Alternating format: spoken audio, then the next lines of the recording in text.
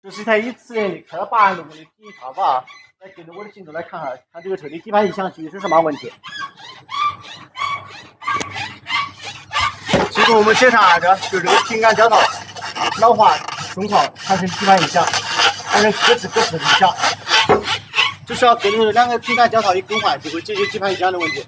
在中央，只要你们车有底盘异响，不管是咯吱咯吱异响还是咯噔咯噔异响，都可以把车开过来到我们这儿检查一下啊。我们这边有中箱唯一一台啊，底盘检测的时候比较要自啊，它可以做到精准检测、精准维修，让你们维修底盘异响不花冤枉钱。